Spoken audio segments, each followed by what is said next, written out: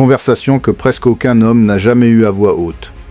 Une conversation qui se déroule en silence, dans la tête, souvent la nuit, souvent après un moment qui ne s'est pas passé comme prévu. C'est la conversation autour de la durée, autour de la performance sexuelle, autour de ce sentiment diffus de honte que beaucoup d'hommes portent depuis des années sans jamais oser en parler à qui que ce soit. Ce script est cette conversation. Celle que tu aurais dû avoir depuis longtemps. Celle que personne ne t'a jamais faite de façon honnête, directe, sans jugement, et surtout sans essayer de te vendre des pilules miracles ou des gadgets inutiles. Commençons par quelque chose d'important. Si tu termines en moins de 2 minutes, tu n'es pas seul. Si tu termines en moins de 5 minutes, tu n'es toujours pas seul. En réalité, selon les études les plus sérieuses menées sur le sujet, le temps médian d'un rapport sexuel avec pénétration, mesuré chronomètre en main de l'insertion à l'éjaculation, se situe entre 5 et 7 minutes. Pas 20 minutes, pas 30 minutes, 5 à 7 minutes. Ce chiffre surprend énormément de monde parce que les films pornographiques, les conversations entre amis pleines de fanfaronnades et les représentations médiatiques de la sexualité ont créé une image totalement déformée de ce qu'est la sexualité masculine normale. Et dans cet écart entre la réalité et la fiction se logent des années de souffrance silencieuse pour des millions d'hommes à travers le monde. Mais voilà où les choses deviennent vraiment intéressantes, il est tout à fait possible d'apprendre à durer plus longtemps. Pas grâce à de la magie, pas grâce à une opération chirurgicale, pas grâce à une crème anesthésiante qui enlève tout plaisir à l'acte.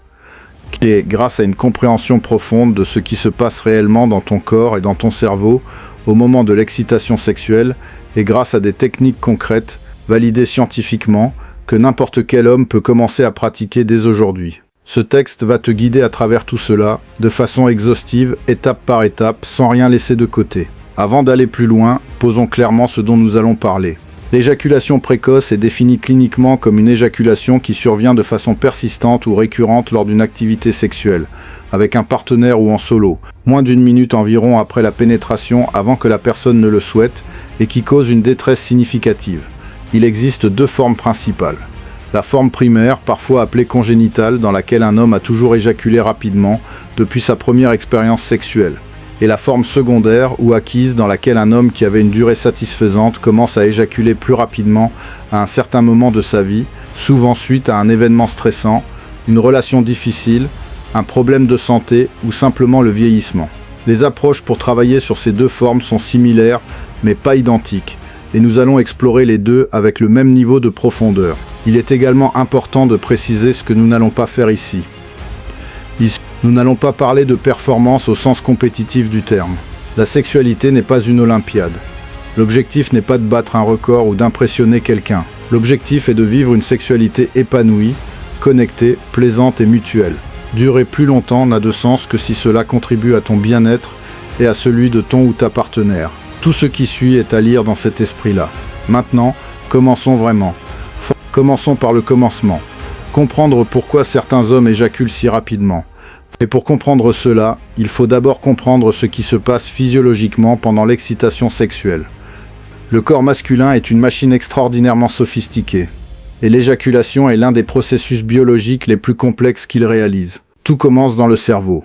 Lorsqu'un homme est exposé à un stimulus sexuel, qu'il soit visuel, tactile, olfactif ou simplement imaginaire, une cascade de signaux nerveux se met en marche. Le cerveau limbique, qui gère les émotions et les impulsions primitives, s'active en premier. Le système nerveux autonome, notamment sa branche parasympathique, déclenche les premières phases de l'érection en permettant au corps caverneux du pénis de se gorger de sang grâce à la relaxation des muscles lisses des artères péniennes.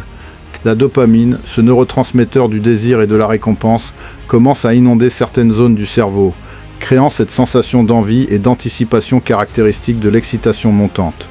Le 5e mécanisme concerne l'attention et la conscience corporelle.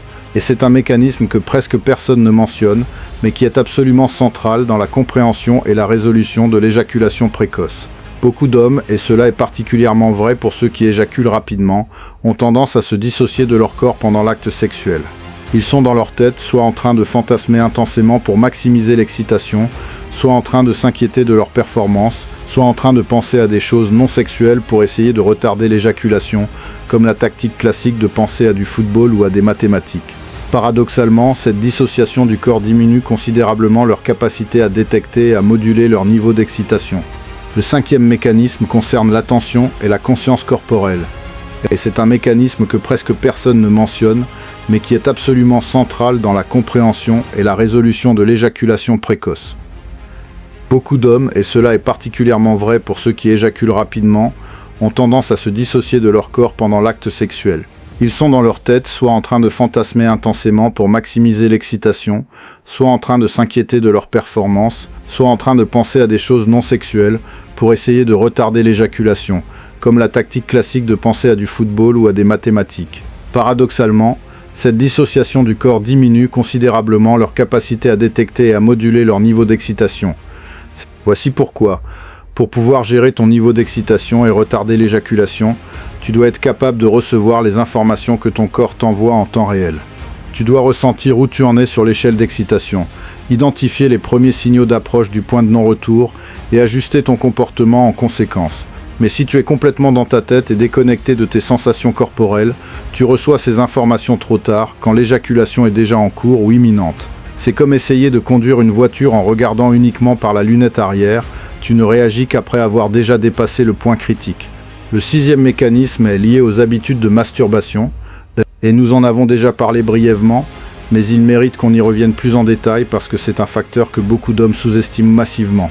La façon dont tu te masturbes tout au long de ta vie conditionne directement la façon dont ton corps réagit pendant les rapports sexuels avec un partenaire. Si tu te masturbes toujours rapidement, en cherchant à atteindre l'orgasme le plus vite possible, tu entraînes ton système nerveux à associer la stimulation sexuelle à une résolution rapide. Si tu te masturbes avec une technique de serrage très ferme, plus ferme que ne le serait une pénétration vaginale ou anale, tu risques de créer une désensibilisation ou au contraire une hypersensibilisation à certains types de stimulation. Si tu regardes de la pornographie à une fréquence et une intensité élevée pendant la masturbation, tu peux altérer la façon dont ton cerveau répond aux stimulations sexuelles réelles, et nous allons explorer cet aspect plus en détail dans quelques instants. Le corps masculin est une machine extraordinairement sophistiquée, et l'éjaculation est l'un des processus biologiques les plus complexes qu'il réalise. Tout commence dans le cerveau.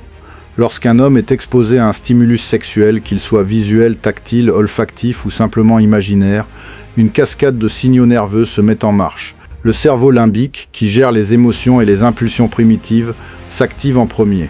Le système nerveux autonome, notamment sa branche parasympathique, déclenche les premières phases de l'érection en permettant au corps caverneux du pénis de se gorger de sang grâce à la relaxation des muscles lisses des artères péniennes.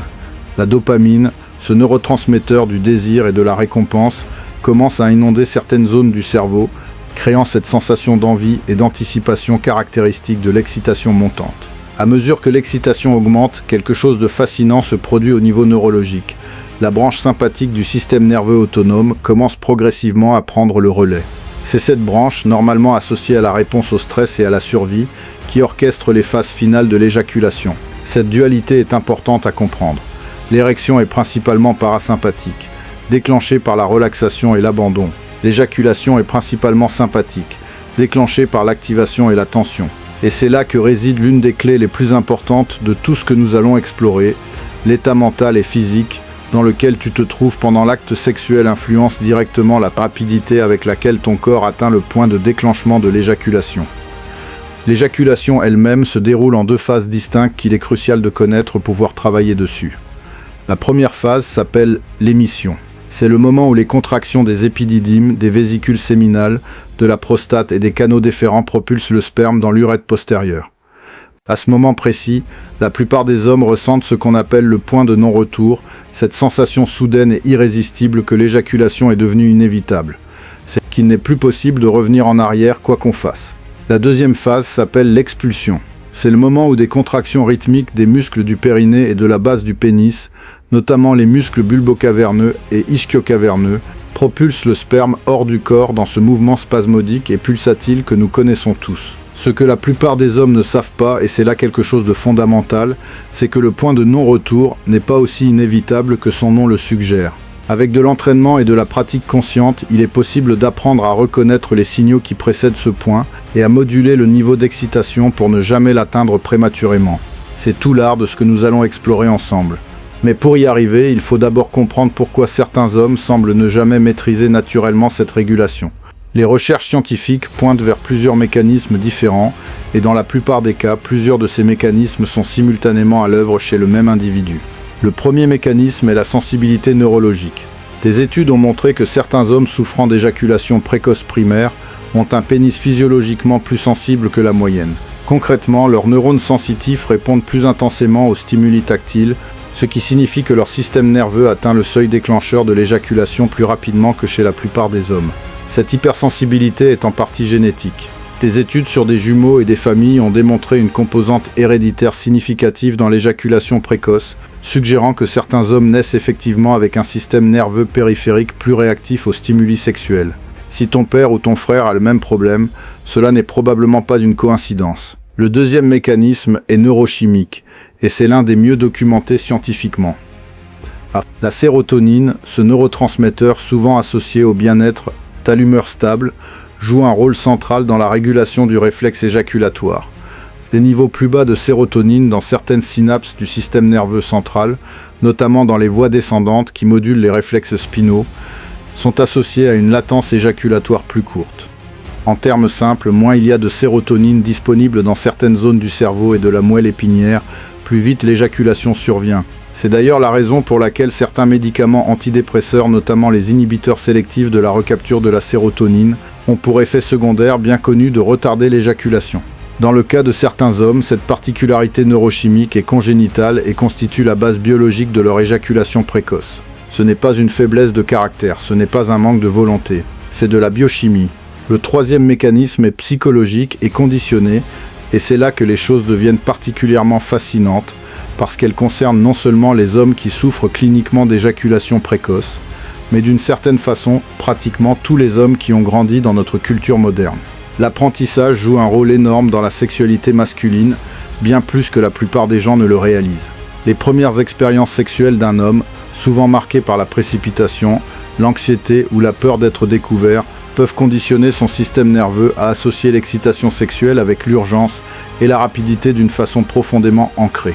Si tu as passé tes premières années à te masturber rapidement dans ta chambre, en essayant de finir avant que tes parents ne rentrent à la maison ou que tes colocataires n'entrent dans la pièce, ton cerveau a littéralement appris que l'excitation sexuelle doit se résoudre le plus vite possible. Il a câblé ce schéma comme une réponse normale et désirable. Ce conditionnement peut persister pendant des années, voire des décennies, même lorsque les circonstances de vie ont totalement changé. Le cerveau est incroyablement efficace pour créer des associations automatiques entre états émotionnels et comportements. Une fois que l'association excitation-urgence-éjaculation rapide est installée dans tes circuits nerveux, elle se déclenche automatiquement à chaque fois, comme un programme qui s'exécute sans que tu aies besoin d'appuyer sur un quelconque bouton. La bonne nouvelle est que le cerveau est également capable de créer de nouvelles associations, de reprogrammer ses automatismes, ce qu'on appelle la neuroplasticité. Mais cela demande du temps, de la cohérence et une pratique délibérée que nous allons détailler précisément. Le quatrième mécanisme est l'anxiété de performance, et il s'agit peut-être du mécanisme le plus pernicieux de tous, parce qu'il crée un cercle vicieux pratiquement impossible à briser sans une intervention consciente. Voici comment ce cercle fonctionne, et tu vas probablement te reconnaître dedans si tu as eu des expériences d'éjaculation précoce. Un homme éjacule rapidement lors d'une relation sexuelle. Il en est gêné, honteux ou anxieux. Il se dit que ça ne devrait pas se produire, qu'il devrait pouvoir contrôler ça, que sa partenaire doit être déçue. La fois suivante qu'il se retrouve dans une situation sexuelle, il est anxieux à l'idée de recommencer la même chose. Cette anxiété active son système nerveux sympathique, le système de la réponse au stress, le système qui prépare le corps à fuir ou à combattre un danger. Or, l'activation du système nerveux sympathique est précisément ce qui accélère l'éjaculation, parce que c'est ce même système qui orchestre les mécanismes de l'éjaculation. Donc l'anxiété de performance elle-même cause l'éjaculation précoce qu'elle cherche désespérément à éviter. Et lorsque cela se produit à nouveau, l'anxiété s'intensifie pour la prochaine fois. La honte s'accumule. L'homme commence à éviter les situations sexuelles, où il les aborde avec une tension si palpable que même son partenaire le ressent, ce qui ajoute une couche supplémentaire de pression sociale à son anxiété déjà débordante. C'est un piège d'une cruelle efficacité, et des millions d'hommes y sont coincés sans même comprendre clairement la mécanique de ce qui leur arrive. Comprendre ce cercle vicieux est la première étape pour en sortir, parce qu'on ne peut pas briser ce qu'on ne voit pas. Le cinquième mécanisme concerne l'attention et la conscience corporelle, et c'est un mécanisme que presque personne ne mentionne, mais qui est absolument central dans la compréhension et la résolution de l'éjaculation précoce. Beaucoup d'hommes, et cela est particulièrement vrai pour ceux qui éjaculent rapidement, ont tendance à se dissocier de leur corps pendant l'acte sexuel. Ils sont dans leur tête, soit en train de fantasmer intensément pour maximiser l'excitation, soit en train de s'inquiéter de leur performance, soit en train de penser à des choses non sexuelles pour essayer de retarder l'éjaculation, comme la tactique classique de penser à du football ou à des mathématiques. Paradoxalement, cette dissociation du corps diminue considérablement leur capacité à détecter et à moduler leur niveau d'excitation. Voici pourquoi. Pour pouvoir gérer ton niveau d'excitation et retarder l'éjaculation, tu dois être capable de recevoir les informations que ton corps t'envoie en temps réel. Tu dois ressentir où tu en es sur l'échelle d'excitation, identifier les premiers signaux d'approche du point de non-retour, et ajuster ton comportement en conséquence.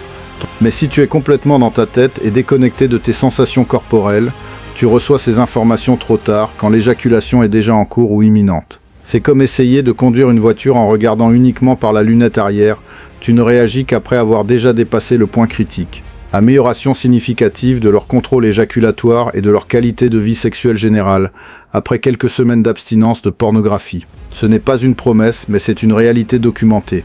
Maintenant, plongeons dans le cœur du sujet, les techniques concrètes pour augmenter ta durée pendant les rapports sexuels. Nous allons les aborder dans un ordre logique, en commençant par les fondamentaux qui permettront à tout ce qui vient après de fonctionner, puis en progressant vers des techniques plus avancées. Le fondamental absolu, le point de départ de tout travail sur la durée sexuelle, c'est ce qu'on appelle la conscience de l'excitation ou awareness de l'excitation. Sans cette conscience, toutes les techniques ne sont que des pansements sur une fracture. Voici de quoi il s'agit. Imagine une échelle de 0 à 10, où 0 représente l'absence totale d'excitation sexuelle et 10 représente l'orgasme et l'éjaculation. La plupart des hommes qui éjaculent rapidement fonctionnent de la façon suivante, ils passent de 2 ou 3 sur 10 à 10 en quelques secondes, sans jamais vraiment être conscients de ce qui se passe entre les deux. Ils vont de « excité mais pas encore très intensément » à « trop tard c'est parti » en un éclair, sans avoir eu le temps de voir les signaux intermédiaires ni d'agir dessus. L'objectif du travail sur la conscience de l'excitation est d'apprendre à habiter chaque niveau de cette échelle, à ressentir précisément où tu en es à chaque instant et à identifier les signaux physiques et sensoriels spécifiques qui correspondent à chaque niveau. Comment est-ce que tu te sens à 4 sur 10, à 6 sur 10, à 8 sur 10 ? Quels sont les signaux que ton corps envoie quand tu es à 7 et que tu approches du 8 ? Où ressens-tu ces signaux dans ton corps ? Dans ton pénis directement, ou dans ton bas-ventre, dans tes fesses, dans ta respiration, dans la tension de tes muscles. Pour travailler sur cette conscience, il y a une pratique fondamentale, la masturbation consciente. Et par masturbation consciente, je ne veux pas dire se masturber en regardant de la pornographie et en pensant à autre chose. Je veux dire se masturber dans un état de présence totale et d'attention délibérée à ses propres sensations. Voici comment la pratiquer. Commence par te trouver un moment où tu seras seul et tranquille, sans pression de temps, ni possibilité d'être dérangé. Mets de côté les téléphones, les écrans, tout ce qui pourrait distraire ton attention. Commence à te masturber lentement, bien plus lentement que tu ne le ferais normalement. Et pendant que tu le fais, dirige toute ton attention vers tes sensations physiques. Qu'est-ce que tu ressens exactement au niveau du pénis ? Comment les sensations changent-elles avec la vitesse, la pression, la position de ta main ? Où dans ton corps ressens-tu les premières vagues de plaisir s'étendre ? Comment ta respiration change-t-elle avec l'augmentation de l'excitation ? Donne-toi pour objectif d'atteindre un niveau de 7 sur 10 sur ton échelle personnelle d'excitation, puis de t'arrêter complètement. Pas de ralentir, mais de t'arrêter. Laisse l'excitation redescendre à 4 ou 5. Respire profondément. Remarque comment le corps revient progressivement à un état moins activé. Puis recommence. Monte à 7 ou 8. Arrête-toi, laisse redescendre, recommence. Essaie de faire cela 3 à 5 fois avant de te permettre d'atteindre l'orgasme. Au début, cet exercice sera difficile pour plusieurs raisons. Tu n'arriveras peut-être pas à t'arrêter à 7 sur 10 parce que tu ne sauras pas exactement où se trouve ton 7. Tu pourras passer de 5 à 10 sans t'en rendre compte. C'est tout à fait normal. C'est précisément cela que cet exercice est censé t'apprendre à identifier. Avec la pratique régulière, tu commenceras à sentir très clairement les différents niveaux de ton échelle d'excitation. Tu commenceras à reconnaître les signaux physiques caractéristiques du 7, du 8, du 9, et cette reconnaissance est la clé qui te permettra de moduler ton excitation de façon intentionnelle pendant les rapports avec un partenaire. Une précision importante, cet exercice doit être pratiqué sans pornographie, ou du moins sans pornographie à forte intensité. L'objectif est de développer ta conscience des sensations internes, et la pornographie externe crée une distraction majeure qui empêche précisément cela. Commence par te masturber dans le silence complet, ou avec de la musique douce en fond, en concentrant toute ton attention sur ce que tu ressens physiquement.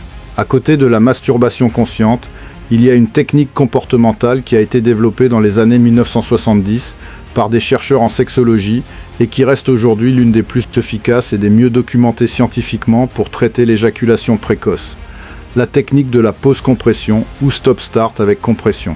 Elle a été développée par les sexthérapeutes William Masters et Virginia Johnson, et plus tard perfectionnée par James Simmons et le Dr Helen Singer Kaplan. Voici en quoi elle consiste dans sa version de base, que tu peux pratiquer seul dans un premier temps. Pendant la masturbation, lorsque tu atteins un niveau d'excitation élevé, disons 8 sur 10, juste avant le point de non-retour, tu t'arrêtes complètement, tu arrêtes tout mouvement. Puis tu appliques une pression ferme sur le pénis, soit en serrant le gland entre le pouce et les 2 premiers doigts, soit en appuyant avec les doigts sur le frein, soit en pressant fermement la base du pénis. Cette pression physique envoie un signal au système nerveux qui interrompt la montée vers l'éjaculation et permet à l'excitation de redescendre. Tu maintiens la pression pendant environ 10 à 15 secondes, tu la relâches, tu attends que l'excitation redescende un peu et tu reprends. Les résultats de cette technique pratiquée régulièrement sont remarquables.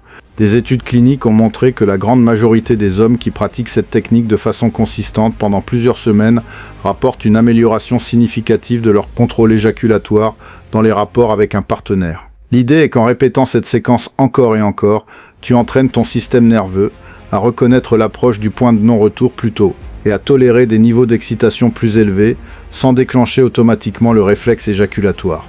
Il est important de pratiquer cette technique régulièrement, idéalement plusieurs fois par semaine, pendant au moins 4 à 6 semaines avant de chercher à l'appliquer directement dans un contexte de rapport avec un partenaire.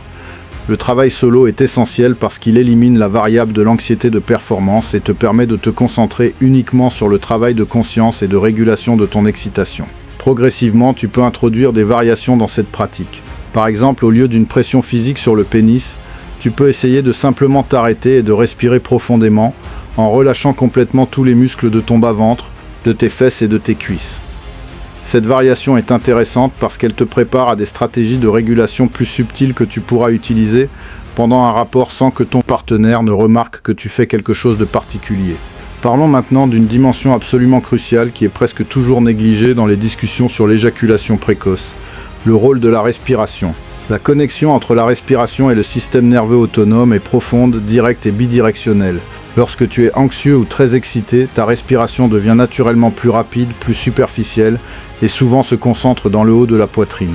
Et cette façon de respirer, à son tour, maintient et renforce l'activation du système nerveux sympathique, ce même système qui orchestre l'éjaculation.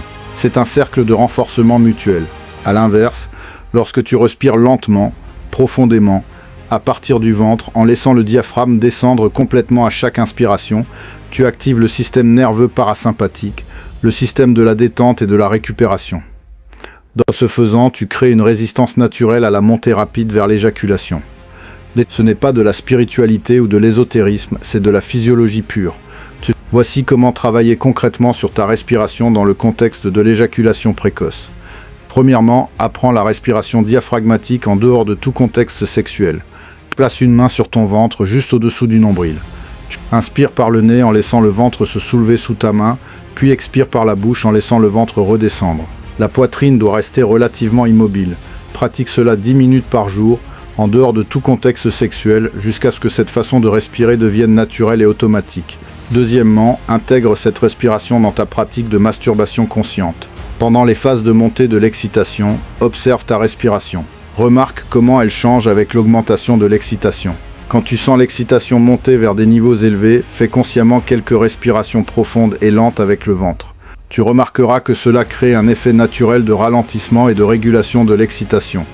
C'est comme si tu avais un bouton de volume sur ton niveau d'excitation et que la respiration profonde était ce bouton. Troisièmement, au fil de ta pratique, tu vas commencer à utiliser ces respirations profondes de façon instinctive pendant les rapports sexuels. Plutôt que de retenir ta respiration ou de respirer de façon saccadée et superficielle quand l'excitation monte, tu vas respirer profondément et lentement en gardant une connexion avec ton ventre et avec les sensations dans ton corps. Cela peut sembler simple, presque trop simple, mais les hommes qui ont travaillé sérieusement sur leur respiration dans ce contexte rapportent des améliorations souvent spectaculaires de leur contrôle. En lien direct avec la respiration, il y a une autre dimension physique à travailler. Les muscles du plancher pelvien, et en particulier le muscle pubococcygien souvent appelé muscle PC. Ces muscles sont ceux que tu contractes quand tu essaies d'arrêter le flux urinaire au milieu de la miction. Il joue un rôle crucial dans le contrôle éjaculatoire, mais pas de la façon que la plupart des hommes pensent. L'idée répandue est que contracter fortement le muscle PC peut aider à retenir l'éjaculation. C'est partiellement vrai dans certaines circonstances très spécifiques, mais dans la grande majorité des cas, l'hypertension chronique du plancher pelvien, c'est-à-dire des muscles du plancher pelvien qui sont constamment contractés ou en tension, est en réalité un facteur qui contribue à l'éjaculation précoce, pas qui la prévient. Beaucoup d'hommes, surtout ceux qui sont anxieux ou qui font des efforts chroniques pour retenir l'éjaculation, ont un plancher pelvien constamment crispé sans même s'en rendre compte. Cette tension chronique de fond diminue leur capacité à ressentir les signaux subtils d'approche du point de non-retour et peut paradoxalement accélérer l'éjaculation en maintenant le système nerveux dans un état d'activation permanente. Les vrais exercices du plancher pelvien utiles pour l'éjaculation précoce ne sont donc pas seulement des contractions, mais aussi et surtout des relâchements. Voici un programme d'exercices complet que tu peux pratiquer tous les jours.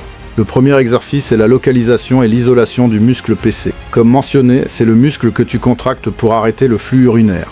Pour le localiser de façon certaine, essaie d'arrêter effectivement ton urine pendant une miction. Note exactement quel muscle tu contractes. Puis ne pratique plus jamais les exercices pendant la miction réelle, car cela peut créer des problèmes urinaires. L'exercice se pratique toujours en dehors de la miction. Le deuxième exercice est la contraction-relâchement simple. Contracte le muscle PC fermement pendant 3 secondes, puis relâche-le complètement pendant 5 secondes. Remarque la sensation de relâchement total quand les muscles descendent et s'élargissent. Répète cela 10 à 15 fois, 2 fois par jour. Le troisième exercice est le relâchement prolongé. Contracte le muscle PC brièvement, puis relâche-le aussi complètement que possible et maintiens ce relâchement pendant 10 secondes en cherchant à faire descendre ces muscles encore plus profondément avec chaque expiration. C'est cet exercice de relâchement qui est souvent le plus bénéfique pour l'éjaculation précoce parce qu'il apprend au corps à relâcher la tension pelvienne pendant l'excitation plutôt que de la maintenir ou de l'augmenter. Le quatrième exercice est ce qu'on appelle la vague pelvienne. Il s'agit de créer un mouvement doux de contraction et de relâchement progressif, comme une vague qui commence au périnée et remonte doucement vers le bas-ventre. Cet exercice améliore la circulation dans la région pelvienne et augmente la conscience proprioceptive de cette zone. Ces exercices, pratiqués régulièrement pendant 4 à 6 semaines, peuvent produire des changements significatifs dans le contrôle éjaculatoire. Mais je veux être honnête avec toi, ils fonctionnent mieux comme complément à d'autres pratiques que comme solution unique. Leur grande force est d'augmenter la conscience corporelle dans la zone pelvienne et d'aider à dissiper la tension chronique qui contribue à la précipitation éjaculatoire. Parlons maintenant de quelque chose d'un peu différent mais tout aussi important, la gestion du système nerveux en dehors du contexte sexuel. L'éjaculation précoce n'est pas seulement un problème qui existe dans la chambre à coucher. Elle est souvent le reflet d'un état général du système nerveux.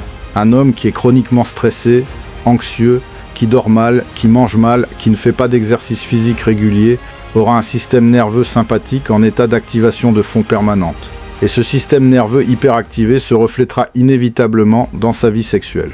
A l'inverse, un homme qui prend soin de son système nerveux de façon globale, qui dort 7 à 8 heures par nuit, qui gère son stress de façon active, qui pratique une forme ou une autre de méditation ou de pleine conscience, qui fait de l'exercice régulièrement et qui maintient une alimentation équilibrée, aura un système nerveux beaucoup plus résilient et équilibré.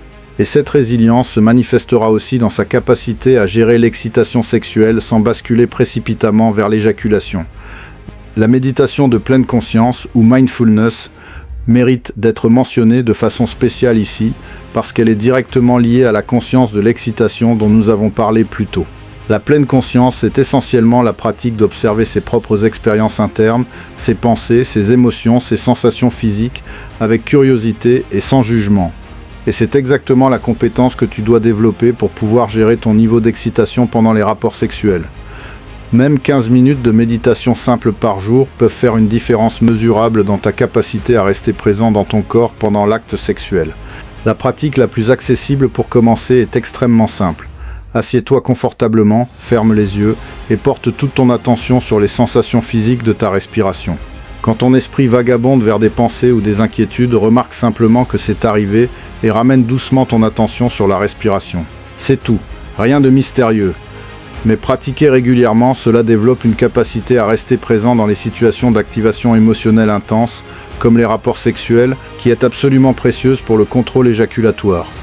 Ces études cliniques ont d'ailleurs montré que des programmes de pleine conscience spécifiquement adaptés au traitement de l'éjaculation précoce produisent des résultats comparables au traitement médical